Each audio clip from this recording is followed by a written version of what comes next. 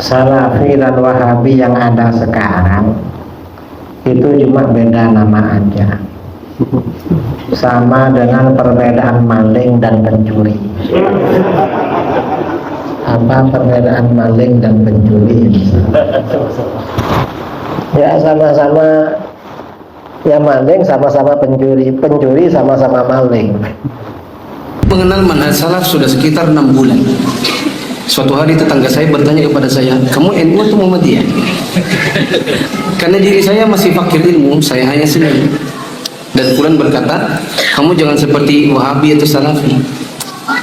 Dan seketika saya kaget, tidak menjawab pertanyaannya, langsung saya tinggal pergi sembari mendoakannya. Apakah sikap saya langsung pergi ini dikarenakan saya bingung dalam menjawabnya itu benar, Ustaz? Kejadian seperti ini dialami banyak orang. Coba mana? Siapa yang pergi? Banyak kan? Dan rata-rata begitu. Minimal dia ditanyai bapak mamanya, ya kan? Ditanyain sama mertuanya, ditanya sama tetangganya. Saya pun sama.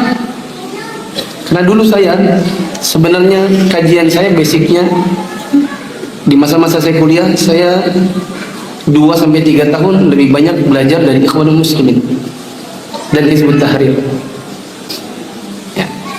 Ketika saya sudah mulai manhaj salaf, mengerti tentang kenapa sih harus manhaj salaf, mulai mengerti, ketemulah saya dengan orang-orang seperti ini, menghina, mengejek, mencaci. Saya pernah dulu waktu semester 6 kuliah, saya pernah internship di Total tahun 2006. Ketika suatu hari saya mau pergi ke base di Jalan Minyak, naik shuttle, ada orang Ikhwanul Muslimin tanya, Salafi ya? Bagaimana saya nggak kaget? Salam enggak? Assalamualaikum deh, dari mana? Kuliah di mana? Gitu kan orangnya. Kalau orang punya adab kan gitu. Dalam kondisi seperti itu, di mana saya waktu itu pertama masih kurus, belum nikah, jenggotnya belum ada. Ya.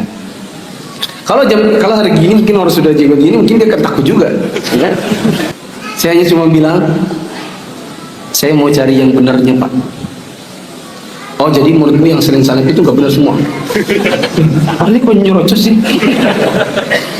Maaf Pak, saya mau masuk. Akhirnya saya masuk dalam shuttle. Saya mencari tempat yang dia nggak duduk dengan saya.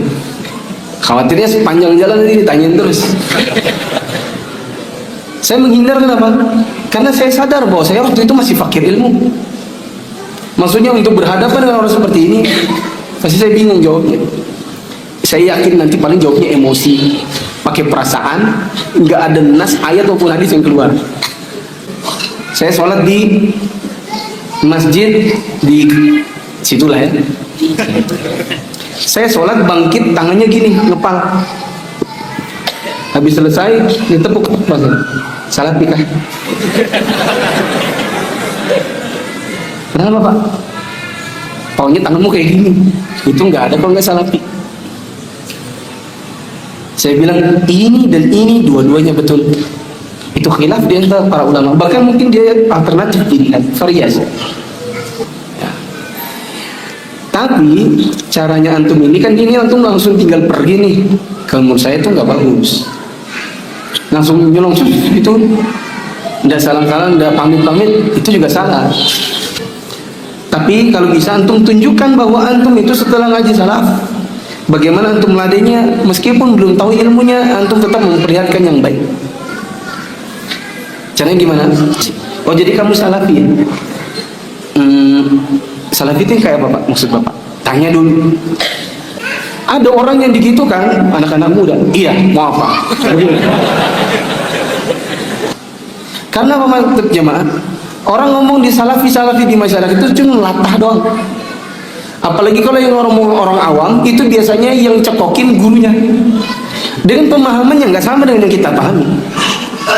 Salafi menurut salafi dari apa yang kita pahami adalah beragama dengan berlandaskan Al-Quran dan Sunnah yang tafsirnya dikembalikan kepada para ulama terdahulu yang lebih memahami, bukan dengan tafsir pribadi.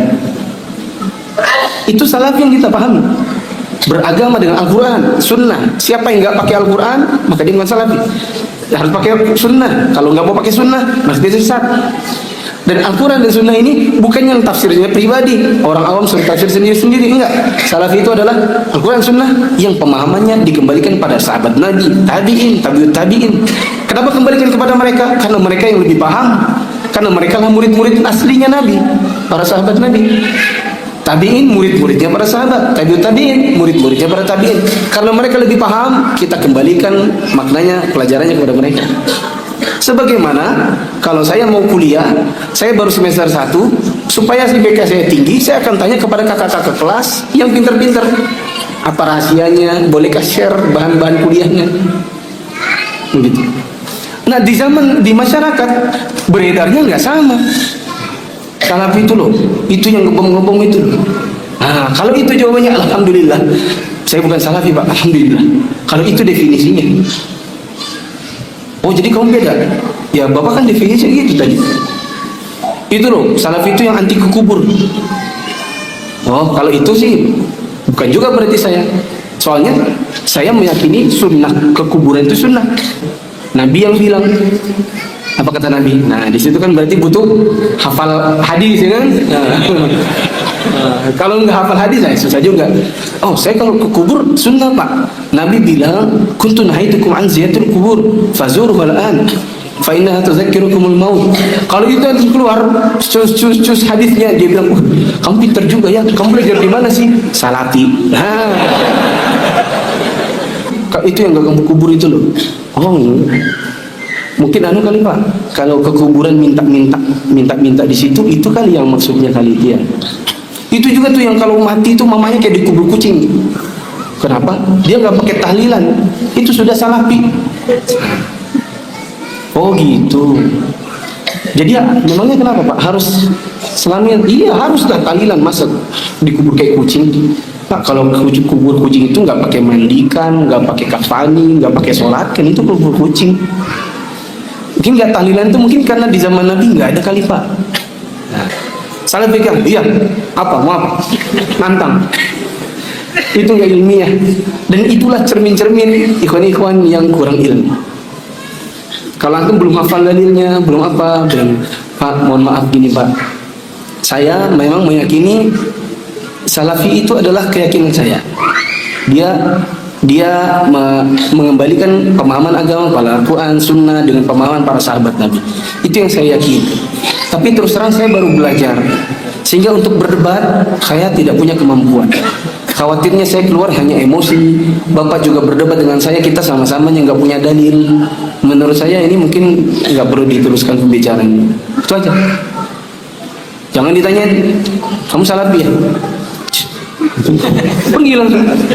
Orangnya bisa sombongnya, ditanyain langsung pergi. Nah, terus lama-lama beredar. Aku tadi ketemu salafi, baru kutanya salafi disuruh lari. Dia takut pasti. Yang beredar, image-nya jadi beda.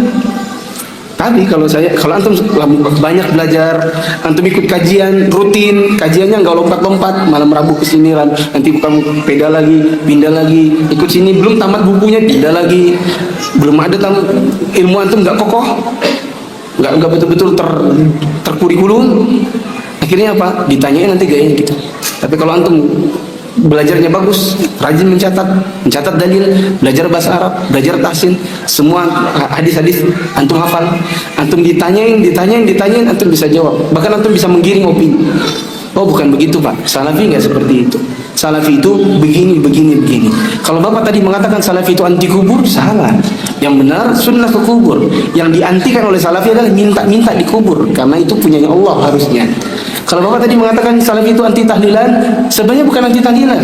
Salafi itu mengucapkan la ilaha illallah. Bahkan salafi meyakini bahwasanya tidak bisa masuk Islam kecuali dengan kalimat la ilaha illallah dulu. Yang diantikan oleh salafi, yang tidak dijalankan adalah membuat tahlilan dengan acara khusus, malam khusus, dengan ritual khusus, yang itu nggak ada di zaman Nabi. Yang di zaman Nabi itu harusnya bisa dikerjakan kalau Nabi mau, tapi tidak ada. Bukan begitu Pak, salafi bukan yang ngebom-ngebom, casingnya tok sama. Ya, itu misalnya Bapak lihat yang salafi itu yang jenggotan, yang celananya cingkrang, yang ngebom juga gitu. Itu casing sama. Tapi kan sebagaimana Samsung ada yang KW, ada yang ori. Bahkan akhirnya nanti orang yang seperti itu, kamu hebat juga ya, hafal semua, hafal semua. Di mana kamu belajar? Salafi.